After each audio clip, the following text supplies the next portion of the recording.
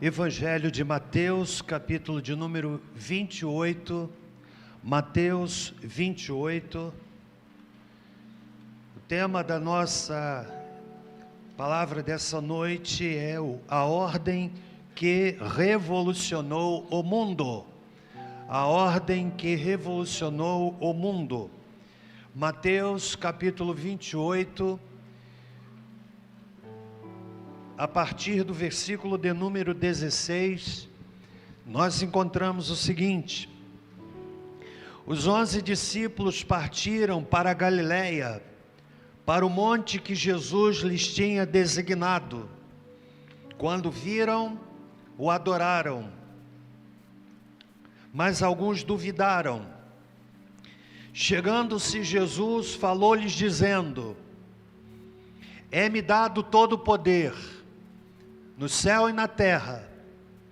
Portanto, ide, fazei discípulos de todas as nações, batizando-os em nome do Pai, do Filho e do Espírito Santo, ensinando-os a guardar todas as coisas que eu vos tenho mandado, e certamente estou convosco todos os dias, até a consumação do século. Pai bendito,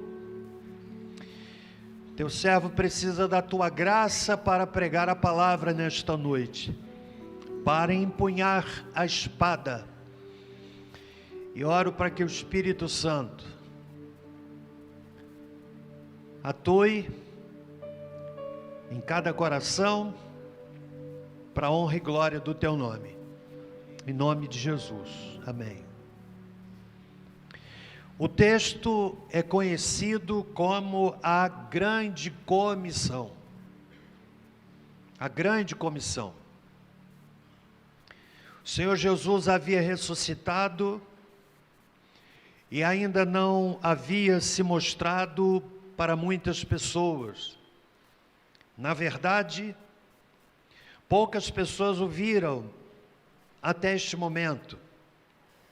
Maria Madalena, de quem saíram 7 demônios, Maria, mãe de Tiago, e Salomé. Marcos capítulo 16, versículo 1. E como ainda os discípulos não haviam visto Jesus ressuscitado, alguns duvidaram, conforme está no versículo 17. O cenário era um cenário de perplexidade pela morte de Jesus e de dúvida acerca da sua ressurreição. Jesus então se apresenta diante dos discípulos e lança para eles uma ordem. Hoje nós estamos aqui nesta noite porque esta ordem, dada ali na Galileia, foi ouvida pelos primeiros discípulos, que em obediência passaram para outros, e assim sucessivamente, até que esta palavra nos alcançou. Há algo de extraordinário aqui no texto, que eu quero nesta noite analisar com os irmãos e irmãs. O Senhor Jesus Cristo diz: é-me dado todo o poder no céu e na terra. Era o poder de quem venceu o maior verdugo, que era a morte. Jesus havia ressuscitado, trouxe a morte para debaixo dos seus pés. No domingo passado, nós celebramos a Páscoa e falamos das mensagens colocadas nas lápides de grandes líderes. Aqui jaz fulano de tal. E diante dessa afirmação, alguma identificação daquilo que aquele indivíduo fez. mas acerca de Jesus Cristo, em parte alguma do planeta, se poderá encontrar uma afirmação tal como: aqui jaz, por uma razão absolutamente simples: Jesus Cristo ressuscitou. Não adoramos a um defunto, a uma memória. Nós servimos a alguém que venceu a morte, visto por mais de 40 dias e por mais de 500 pessoas, que juntas, em coro, testificam que Jesus Cristo ressuscitou. E aqui no verso 18, nós temos a credencial daquele que vai dar a ordem que revolucionou o mundo. Todo poder me foi dado. Há duas palavras, pelo menos, na língua original, que são traduzidas por poder. Primeira, se me permitem citá-la, exousia. E a segunda, a palavra dunamis. Quando Paulo escreve aos Coríntios, dizendo que o Evangelho é o poder de Deus, é a palavra dunamis, da qual se deriva na nossa língua a palavra dinamite, poder intrínseco. Aqui, a palavra utilizada, que muitas vezes é traduzida, como está no texto, como poder, é a palavra exousia, que significa autoridade. Poder é a faculdade de forçar ou coagir alguém a fazer a sua vontade, por causa da sua posição ou força, mesmo que a pessoa preferisse não o fazer. Um general, por exemplo, ele não pede ao coronel, ele ordena, porque ele tem poder. O tenente não pede ao suboficial, este é o sargento, e assim por diante. Ele manda, porque ele tem poder. Poder conferido por sua posição. O indivíduo não tem a opção de não atender. Quando Jesus expulsa demônio, ele o faz com poder. Mas quando ele comissiona a igreja, ele o faz com autoridade.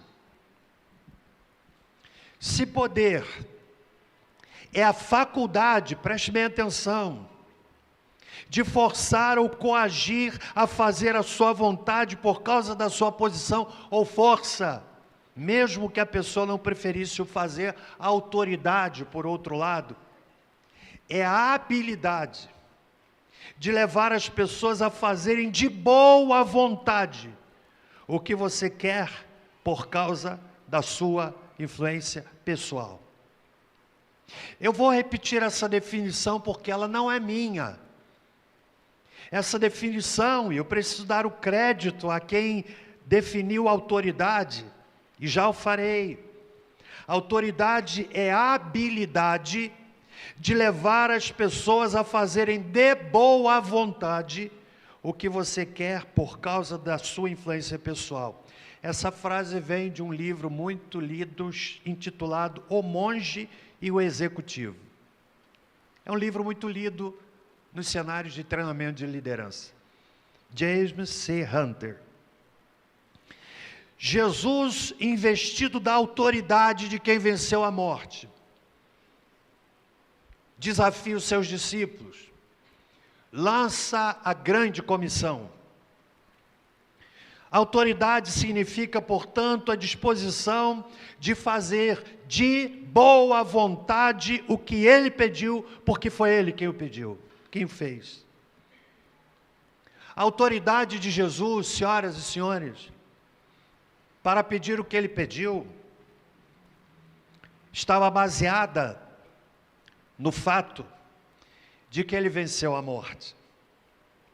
É como se Jesus olhasse para os discípulos e eles poderiam olhar para o Mestre e contemplar as marcas da cruz, as cicatrizes que ele levou para a eternidade. E que João, no livro do Apocalipse, nos dá um vislumbre do Cristo da eternidade, quando diz: e vi o Cordeiro como havendo sido morto. Sabe o que é isso? As marcas dos cravos, da coroa de espinhos que Jesus recebeu, dos cravos que lhe vazaram as mãos e os pés, por sua causa e por minha causa. Ele levou estas marcas para a eternidade. E aqui, imagine essa cena: o Cristo ressurreto se apresenta diante dos discípulos, pessoas que não eram tão cultas, gente simples, gente indigente, gente desconhecida, e olha para aqueles homens. Eu imagino Jesus dando uma ordem, uma convocação, de forma doce e suave, quando ele diz: é-me dado todo o poder, toda a autoridade, no céu e na terra. E olha aqueles homens e diz assim: portanto, ide, fazei discípulos de todos os povos, ensinando-os a observar, ou batizando-os em nome do Pai e do Filho e do Espírito Santo, ensinando-os a guardar todas as coisas que eu vos tenho mandado. Ou seja, é como se o Senhor Jesus olhasse para os discípulos e dissesse assim: olhem para mim, eu ressuscitei, e por amor a mim, eu dou a vocês um comissionamento. Saiam, preguem o Evangelho, anunciem as boas novas da salvação. Louvamos a Deus porque aqueles discípulos inflamados pelo Espírito Santo obedeceram à ordem de Jesus. Você está aqui, querido irmão, porque alguém falou para você. E a pessoa que falou para você, alguém falou para ela. E é assim. Eu estou aqui porque alguém falou para mim, lá no ano de 1900 e antigamente. Numa escola estadual, no bairro da Penha, no Rio de Janeiro. Você já me ouviu contar essa história. E eu sempre a repito com muita emoção. Quando lá na escola, aquela colega falou de Jesus para mim. Camarada complexado, jovem de 17 anos, de uma família disfuncional, marcada pela bebida, por brigas, desentendimentos. Mas aquela moça lá naquela escola, que incessantemente falava de Jesus e daquilo que o Evangelho faz na vida de uma pessoa, aquela semente caiu no meu coração. E por causa disto, eu estou aqui pregando para você, há alguns 45 anos. Eu quero extrair desse texto quais são as implicações desta ordem dada pelo Senhor Jesus. Pausa para a pergunta habitual. Estão comigo até aqui? Em primeiro lugar, Jesus disse: portanto, ide. E a pergunta que eu faço ao texto é: por que ir? A resposta é simples. Há muitos que estão sedentos de verdades espirituais, de sentido para a vida. É como diziam os gregos, denominavam essa busca com a expressão ataraxia, que é a busca incessante por sentido na vida. Essa é a trajetória de milhões de pessoas. Gente que tem um bom carro, que tem uma boa casa, que não tem problemas significativos do ponto de vista financeiro, mas que olham para dentro de si mesmas e dizem assim: tem um vazio no meu coração. Tem um vazio. Você sabe como é. Pessoas que me ouvem nesta noite, aqui e pela transmissão, que se forem honestas, vão olhar para dentro de si mesmas e vão dizer: é verdade, há um vazio dentro do meu coração. Que Agostinho, depois repetido por Leão Tolstói, escritor russo, dizia: há dentro do homem um vazio do tamanho de Deus. As pessoas tentam entupir esse vazio com tantas coisas. Mas a única resposta para quem tem um vazio no coração não é uma religião, não é um corpo de ensinos, não é uma doutrina, mas é uma pessoa, o Cristo de Nazaré, que venceu a morte e vivo está para todo sempre. Amém, gente? Esse desafio é para nós hoje. Para você, para mim, coristas, é um desafio para vocês também. Para as células, células, líderes de células, obedeçam a ordem de Jesus, porque é uma ordem urgente, urgentíssima. Então a primeira pergunta é: por que ir? E a resposta é: porque há muitos que estão sedentos de verdades espirituais, sem sentido para a vida. Segunda pergunta: para quem ir? O texto no verso 19 responde: fazei discípulos de todos os povos. O mundo é o nosso campo missionário. As necessidades da alma humana ainda não são supridas por quaisquer satisfações materiais. Se o Evangelho for ocultado do conhecimento da humanidade, senhoras e senhores, o problema permanecerá insolúvel. A miséria do homem ainda é grande sobre ele.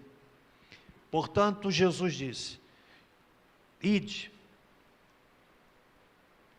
fazei discípulos de todos os povos.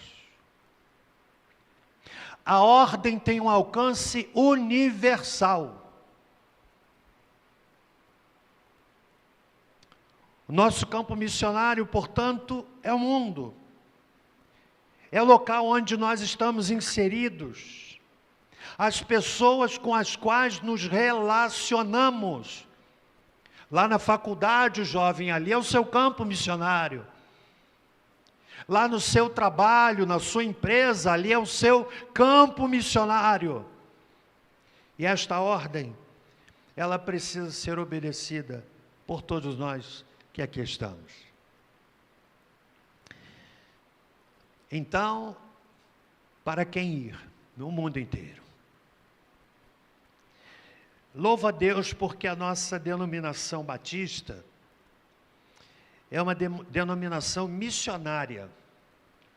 A alma batista é uma alma missionária.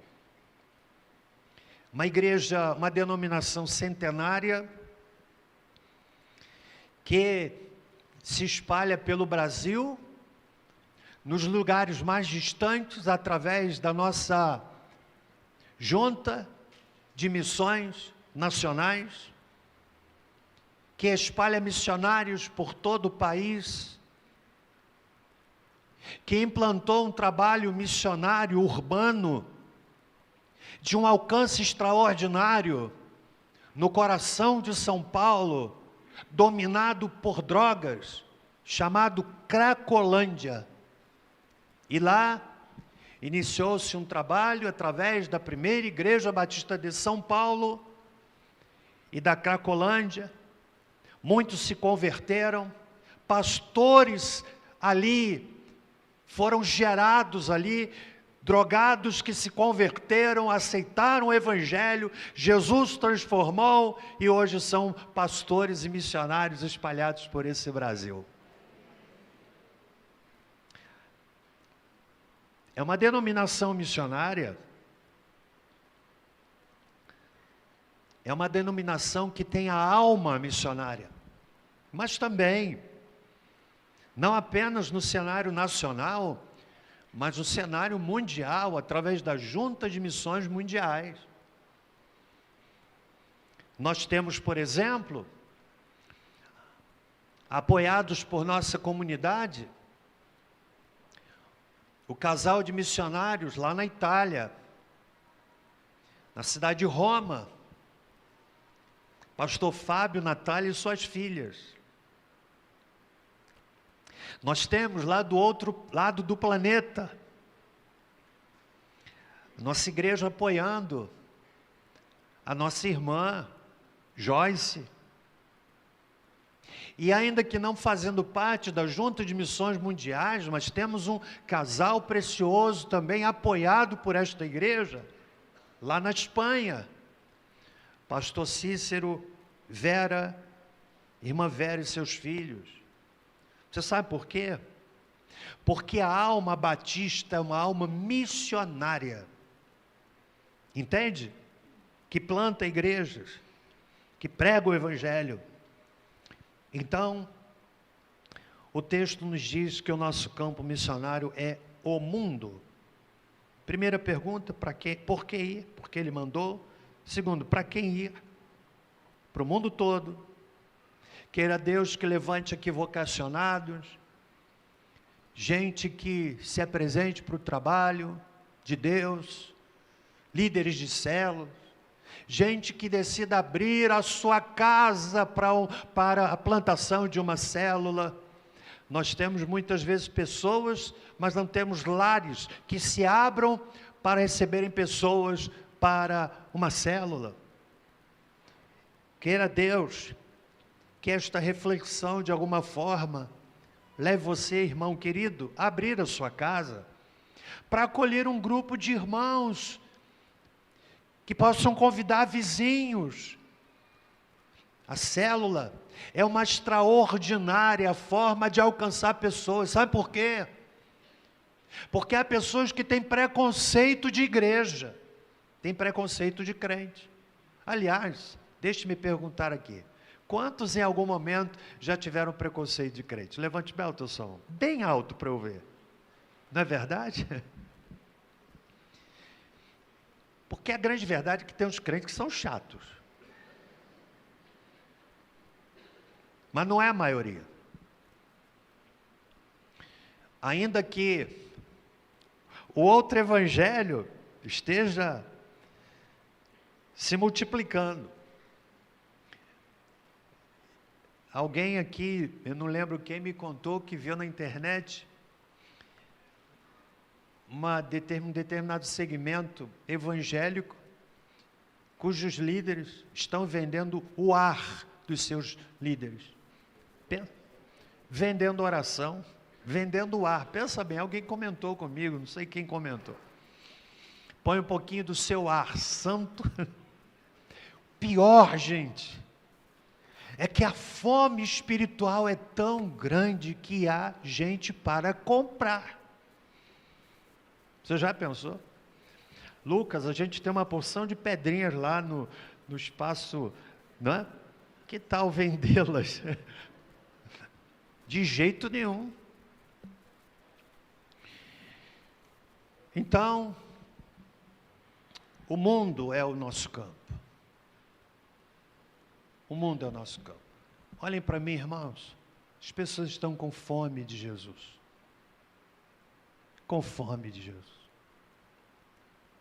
Às vezes a gente para em algum lugar, começa a conversar, daqui a pouco a pessoa está abrindo a sua vida.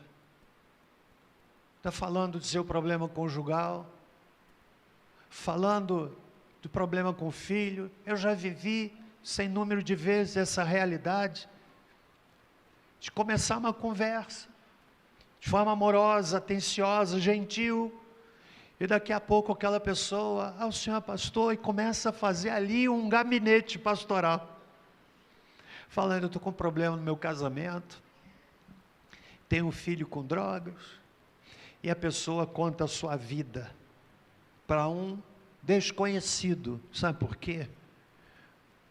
Porque as pessoas estão carentes de Jesus. Carentes de Jesus. A terceira e última pergunta que eu quero fazer ao texto. Primeiro, por que ir? Muitos estão sedentos. Para quem ir? O mundo é o nosso campo. Mas Jesus, ele dá também a orientação que responde a esta outra e última pergunta. Como ir?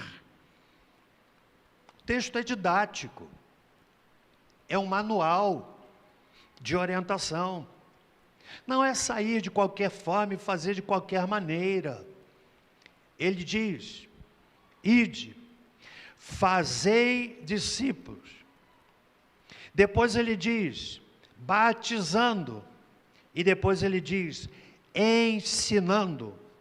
Ou seja, o Senhor Jesus nos dá o roteiro do que fazer e como fazer. Quero pegar a última expressão do verso 20, ensinando-os a guardar todas as coisas que eu vos tenho mandado. É ensinar sobre Jesus, é falar sobre o que Cristo faz. Eu oriento os crentes novos, que se convertem, e muitas vezes vem naquela paixão natural do crente novo, nasceu de novo, experimentou Jesus. Se o indivíduo não buscar aprender sobre Jesus, há uma fortíssima possibilidade de que aquele fogo inicial vá diminuindo. Então eu digo para os crentes novos, primeiro, dediquem-se à leitura da Bíblia. Evangelho de João, comece pelo Evangelho de João. Há pessoas que desanimam da leitura bíblica porque dizem assim, eu quero ler o Apocalipse. Vai ler um capítulo, 2 capítulos, vai desanimar, porque não vai entender. Aquilo que a gente não entende, preste bem atenção, não desce para o coração, e não vai para os nossos pés e nossas mãos na forma de atitudes. A gente precisa compreender. O apóstolo Pedro diz assim, antes crescei na graça e no conhecimento. No conhecimento. Meus irmãos, o Evangelho não é anticultura, não é anticultural. Então Jesus disse que a gente precisa ensinar. Nós ensinamos de muitas maneiras. Nós ensinamos falando, mas ensinamos muito mais vivendo. Aliás, talvez a resistência que muitas pessoas têm do Evangelho é porque o Evangelho verbalizado é contraditado no Evangelho vivenciado. Entendem? A retórica é uma, mas a postura é outra. Há um divórcio. Não há uma convergência, há uma divergência. A essência do Evangelho é para a pregação vivida, sem abrirmos mão da pregação falada. Então, nós precisamos ensinar. A pessoa precisa conhecer quem é Jesus. Precisa aprender a palavra de Deus. Eu me lembro do meu tempo de início de caminhada cristã, 17 anos. E uma coisa que é natural a todo crente novo é vontade de orar e de ler a Bíblia. Ele desanima porque não é orientado em como fazer isso. E eu aprendi lá na escola bíblica dominical, com a minha líder, que era professora da classe dos novos convertidos, saudosa irmã Evangelina Rones, e ela encorajava os jovens crentes a decorarem versículos da Bíblia. E eu me lembro que de manhã cedo, quando eu ia para a aula, estudava de manhã, de tarde, muitas vezes à noite, saía bem cedo e voltava bem tarde. E eu pegava o versículo da Bíblia, colocava no bolso, dentro do ônibus eu cochilava, abria os olhos, lia outra vez o versículo, de modo que, no final do dia, eu já tinha decorado um versículo da Bíblia. Você quer ser firme? Precisa aprender. Precisa aprender. Às vezes a gente faz aquele desafio, vamos dar oportunidade para as pessoas falarem os versículos bíblicos. Talvez a gente devesse dizer assim, mas não vale o Salmo 23. Não vale a oração do Pai Nosso. Porque há uma pobreza de mergulho na palavra. Gente, o que sustenta a vida do crente? Oração e Bíblia. Bíblia, Deus fala conosco. Na oração a gente fala com Deus. Mas você quer que Deus fale com você?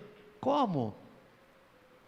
Se você não lê a carta que Ele deu para você e para mim. Então, a primeira forma, respondendo a pergunta, como ir? É ensinando. Segundo lugar, é discipulando. Está aí no versículo 18. Fazei discípulos. Fazer discípulo é levar a pessoa a se tornar como Jesus. Fazer discípulo não é fazer da pessoa membro da igreja. Membro da igreja é uma relação institucional. Nós encorajamos as pessoas a fazerem parte formalmente da igreja. Hoje a classe que eu estava dirigindo ali, novos membros, repleta. Que a gente encoraja a pessoa a fazer parte formalmente da igreja. Mas fazer discípulo é mais do que isso. Fazer discípulo não é levar alguém a se tornar religioso. Há pessoas que são religiosas, mas não são discípulos. Fazer discípulo é levar uma pessoa a se tornar semelhante a Jesus Cristo. Portanto, Jesus disse, dando as orientações, ensinem, façam discípulos, e a terceira orientação que ele dá está no versículo de número 19, batizando em nome do Pai, do Filho e do Espírito Santo. Há pessoas que pensam que batismo é sentimento. Eu me converti, mas ainda não senti que eu deva me batizar. Ei, alto lá, você não entendeu. Batismo não é sentimento. Batismo é resposta de obediência. Quem se converteu de verdade, eu falo de verdade porque nem todo mundo que levanta a mão e vem à frente se converteu de verdade. Nem todo mundo. Mas quem se converteu de verdade, em cujo coração o Espírito Santo falou, essa pessoa precisa entender que o primeiro passo de obediência, o primeiro passo de identificação de discípulo é submetendo-se ao batismo. Está aí no texto. Batizando-os em nome do Pai, do Filho e do Espírito Santo. São 3 perguntas: por que ir, para quem ir e como ir. E a obediência a estas orientações se constitui na ordem que revolucionou o mundo. E eu quero finalizar fazendo menção, mais uma vez, ao que está colocado no fim do versículo 20. Não poucas vezes nós citamos para confortar, para consolar, para encorajar alguém, a última expressão que o Senhor Jesus Cristo apresenta no versículo 20, quando diz: e certamente estou convosco todos os dias, até a consumação dos séculos. A melhor forma de experimentarmos o cuidado de Deus em meio às dificuldades e tribulações é quando nós estamos obedecendo a ordem de Deus. Sabe o que é que Jesus está dizendo aqui? Meus discípulos, preguem para todo mundo. Vocês vão ter dificuldades, vão ser perseguidos, vão ser rejeitados, vão ser maltratados, vão ser discriminados, o que hoje acontece no mundo todo, inclusive no nosso país, uma cristofobia declarada, mas Jesus está dizendo: saiam, mas segurem essa promessa, eu certamente estou convosco todos os dias, até a consumação dos séculos. Compreende?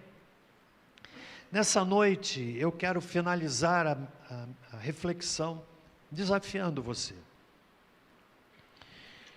E eu quero fazer alguns convites. Em primeiro lugar, quero convidar você que ainda não entregou sua vida a Jesus. Quero convidar você a pedir ao Senhor Jesus que entre no seu coração.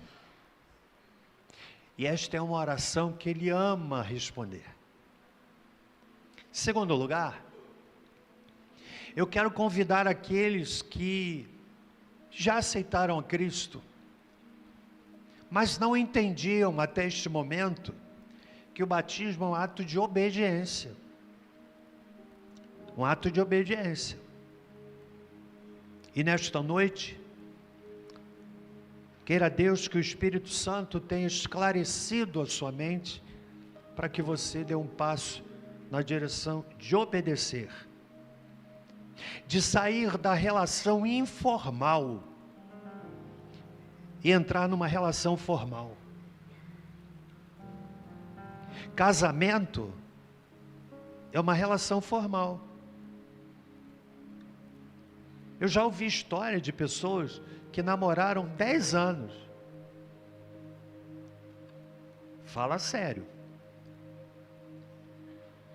Se a pessoa está namorando 10 anos, querido, querida, senhor, senhora, chuta o balde, que isso não vai dar em nada, está empatando a sua vida.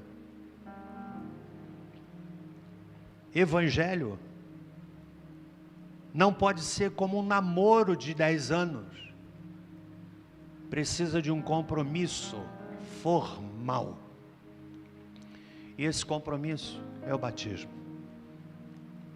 Por fim, eu vou convidar você que nesta noite quer dizer: eu quero voltar para o caminho do Senhor. Eu me afastei por alguma razão, E você sabe que é muito fácil se afastar. Às vezes a pessoa se decepciona na igreja e não tem maturidade, briga com Deus, não quer saber mais de Deus. Eu quero convidar você a voltar para o caminho do Senhor. Vamos ficar em pé nesse momento? Eu fiz 3 colocações. Quem deseja aceitar a Cristo, quem deseja nesta noite tomar o passo para o batismo e quem decide voltar para o caminho do Senhor. Eu quero orar por você. E se o Espírito Santo tem falado ao seu coração, e você se enquadra em uma dessas 3 colocações, eu quero orar por você. E eu vou lhe convidar daqui a pouco a vir aqui à frente.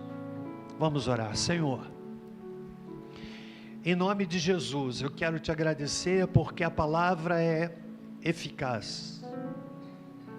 É a espada do Espírito. E oro para que o Espírito Santo convença, persuada corações, para que aqueles que ainda não aceitaram a Cristo façam hoje, para aqueles que já o aceitaram, mas estão ainda numa relação informal, esporádica, transitória, assumam hoje dar o passo de compromisso, dizendo: eu quero me preparar, eu já aceitei Jesus de verdade, eu quero me preparar para eu me batizar.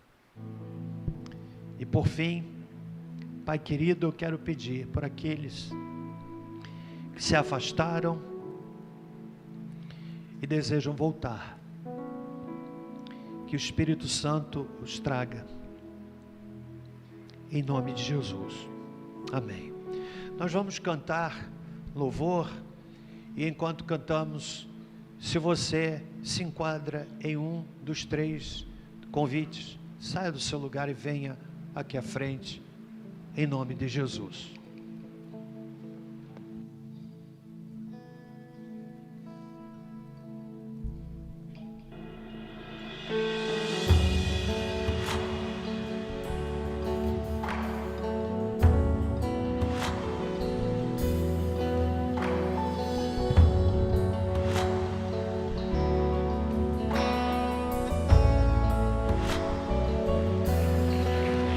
Eu não vou me apegar com as coisas daqui, pois eu sei há um lugar que me espera.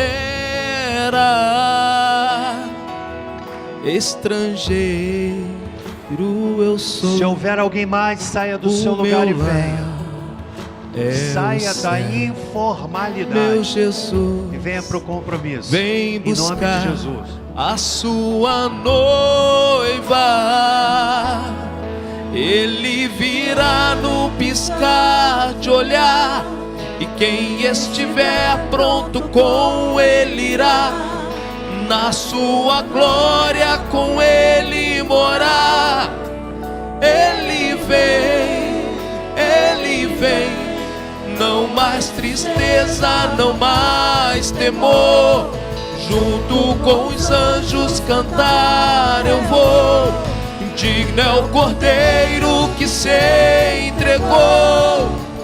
Ele vem, ele vem.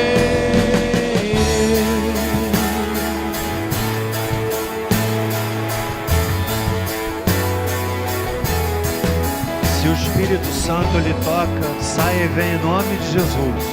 Já estamos caminhando para o fim. Eu não vou me apegar com as coisas daqui, pois eu sei há um lugar que me espera. Estrangeiro eu sou, o meu lar é o céu. Meu Jesus, buscar a sua noiva. Ele virá num piscar de olhar, e quem estiver pronto com ele irá, na sua glória com ele morar. Ele vem, não mais tristeza, não mais temor. Junto com os anjos cantar eu vou. Digno é o Cordeiro que se entregou. Ele vem. Tu és, Senhor, o nosso Deus. Digno tu és de receber todo louvor. Vamos clamar, então vem, então vem. Tu és, Senhor, o nosso Deus. Digno tu és de receber todo louvor.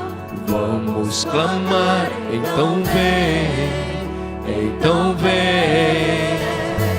Tu és, Senhor, o nosso Deus.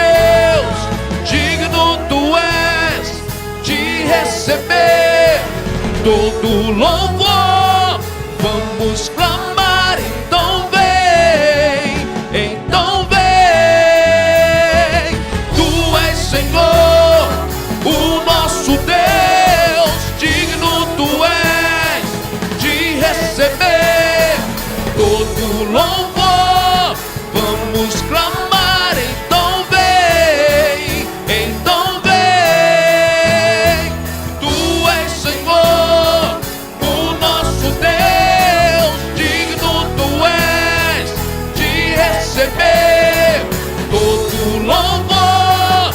Vamos clamar, então vem, então vem. Ele virá num piscar de olhar, e quem estiver pronto com ele irá.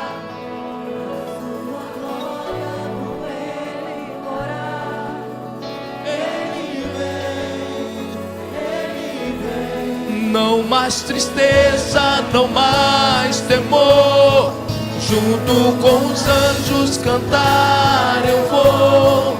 Digno é o Cordeiro que se entregou. Ele vem. Tu és, Senhor, o nosso Deus. Digno tu és de receber todo louvor. Vamos clamar, então vem, então vem. Tu és, Senhor, o nosso Deus. Digno tu és de receber todo louvor. Vamos clamar, então vem, então vem. Senhor amado, nós queremos louvar o teu santo e bendito nome. Amém, Jesus. Porque a palavra desta noite encontrou corações receptivos. Oramos para que o Senhor envie o Espírito Santo sobre estes corações.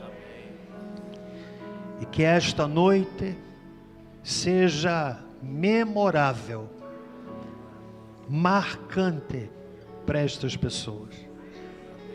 Nós louvamos o teu nome, Senhor. E já caminhando para o fim deste culto, queremos colocar o retiro Vida Vitoriosa que teremos no próximo final de semana diante do Senhor. Que o Senhor possa guardar todos aqueles que dele vão participar, como retirantes e como servos. E que ao final do próximo domingo estejamos aqui radiantes de alegria. por tudo aquilo que o Senhor certamente fará, em nome de Jesus. Que o Senhor guarde aqueles que vão viajar, os que vão estar presentes ali, vindo de outros lugares. Pai, nós te pedimos, em nome de Jesus, que o Senhor nos guarde durante esta semana, livrando-nos de acidentes, livrando-nos de causar acidentes. Eu oro para que o Senhor guarde os nossos lares, para que haja harmonia dentro de casa. Quantos lares que têm sido corroídos por discussões, feridas emocionais. Em nome de Jesus, guarda, Pai, os nossos lares. Eu oro pela vida da irmã Cecília e pela vida do Luiz, que completam 40 anos de vida conjugal. Obrigado por este casal tão precioso. Que o Senhor possa abençoá-los.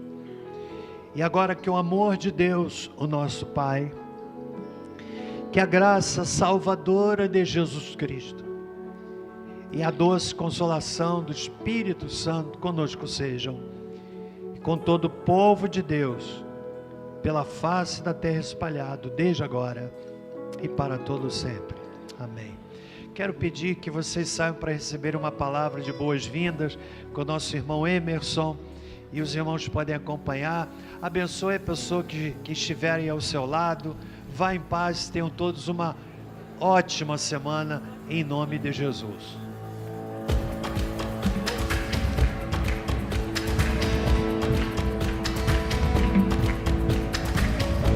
Tudo que tem fôlego, louve ao Senhor, louve ao Senhor. Tudo que tem fôlego, louve ao Senhor, louve ao Senhor. Eu louvo nos vales, louvo nos montes, louvo no dia, louvo na noite. Eu louvo se vejo que estou cercado, pois meus inimigos serão derrotados. Enquanto eu viver, minha alma irá cantar. Louve ao Senhor todo meu ser. Louve ao Senhor todo meu ser. Eu louvo se vejo